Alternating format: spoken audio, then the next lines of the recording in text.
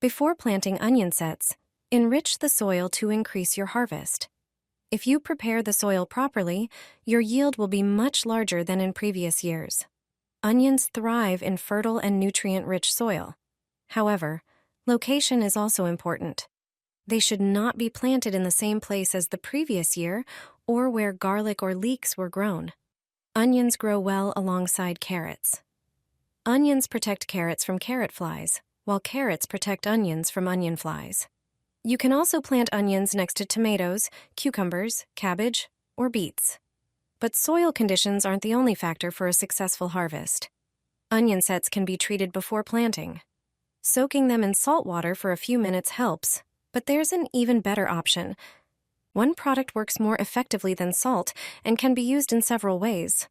It's rich in phosphorus, potassium, calcium, and microelements. It's wood ash. You can use it not only to treat onion sets, but also as a soil fertilizer.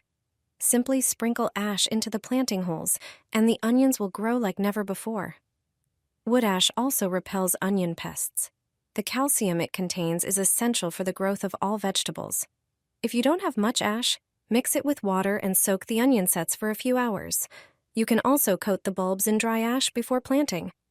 With this method, you'll enjoy an abundant harvest this year.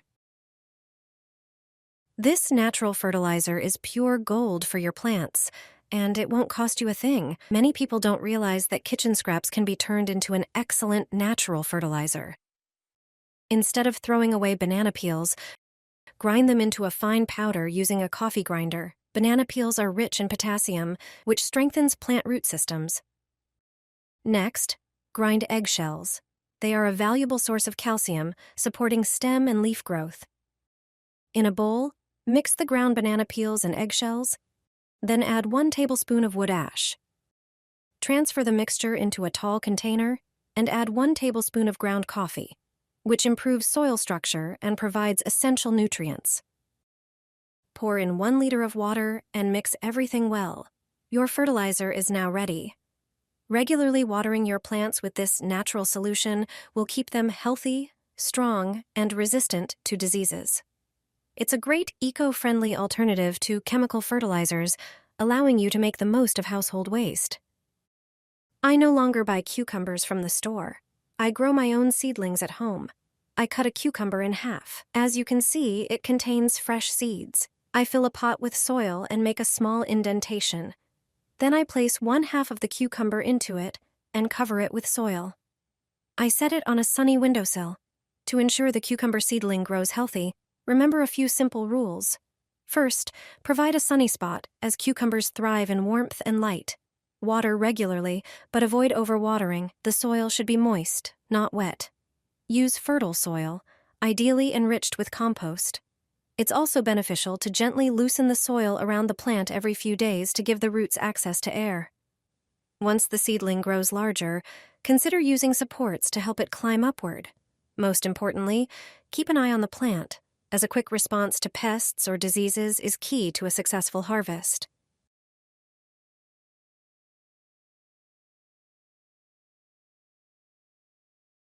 A few drops will make strong and healthy seedlings grow from the seeds. This green rooting hormone will even stimulate old seeds to sprout. The plants will grow strong and healthy. All you need is to provide the seeds with one natural substance. You can prepare it yourself at home. You need aloe for it. It's an exceptional plant. Its leaf juice has antibacterial and antifungal properties. Thanks to this, the seeds germinate better. Take a smaller aloe leaf, cut it into smaller pieces.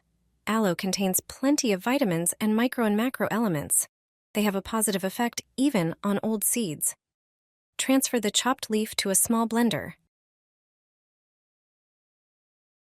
Pour about 1 glass of water. Turn on the blender and blend the aloe. In combination with water, it will be perfect for the seeds. Prepare a container with a capacity of about 1 glass and a strainer. Drain the water from the aloe. This way, you will get a fertilizer that contains valuable substances. Prepare a container with a lid. Line it with a paper towel. Moisten the towel with the green rooting hormone using a spoon. Sprinkle the seeds. I'm sowing tomatoes right now, but it can be any seeds. Close the container, and it's ready. Put it in a warm and sunny place. Regularly moisten the towel. After a few days, the seeds will start to sprout. You can also see how cabbage vegetables germinate. They are already perfect for pricking out. If you know how to stimulate seeds and how, you will have strong and healthy seedlings. Since I've been having back problems, I've been using a broom for planting. Also, prepare some empty bottles. You'll see that planting has never been easier. Let me show you a great trick. Cut off the bottom of the bottle. Then, make 4 incisions on the remaining part, but not all the way to the cap. Cut out 2 sections from the 4 walls created by the incisions. This will create a peculiar funnel shape with 2 longer sides. Repeat this process with the other bottles. Cut off the bottoms of each bottle and make similar incisions as with the first bottle. You'll find that the longer these 2 sections are, the better. Get a broom or a brush ready. It can be an old one or something you don't use. The longer the brush, the better. I happen to have one like that. It's important that it has a pole attachment. Get rid of those synthetic fibers, remove them all, or at least the outer ones. Place the first bottle edge onto the brush. Ensure that the longer sides wrap around the brush and the bottle's edge is beneath it. Attach the bottle to the brush using hot glue. If you're using a wooden broom or brush, a staple gun will suffice. Attach the subsequent bottles in the same manner. Since this brush isn't too long, 4 bottles were enough. And there you have it. Attach the pole and head to the field. Take the bulbs you're planting. Mark the holes with your bottle brush. The soil should be well loosened. You don't have to bend over to mark the planting spots. Place the bulbs in the holes and cover them with soil. And that's it. You can make such a marker yourself in a few minutes, and it will be just what you need. Brilliant, isn't it? And this method works well when you have limited space in the garden, but still want to grow beautiful carrots without thinning.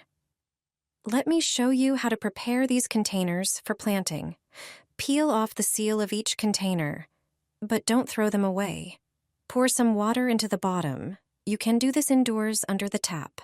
After a while, they'll soften. Then you can make a hole in each compartment of the container. Once they dry, they're ready to use. While the containers will soften in moist soil, this method is good to start with. The seals will serve as bases. Fill the containers with soil. Take carrot seeds. The best ones to use are pelleted seeds. They're larger and easier to handle. I happen to have regular ones. You can also use this method for parsley or radish seeds. Place 1 seed in each compartment. Press them into the soil. Sow carrots into all the containers this way. Take the prepared containers to the field. If you have raised beds, this method works perfectly. Just line up the containers next to each other. I have 10 of them, so I'll arrange them in 2 rows of 5. Cover with a layer of soil and firm it down. You can also lay out the containers in rows and plant onions between them. This will ensure exceptionally successful yields.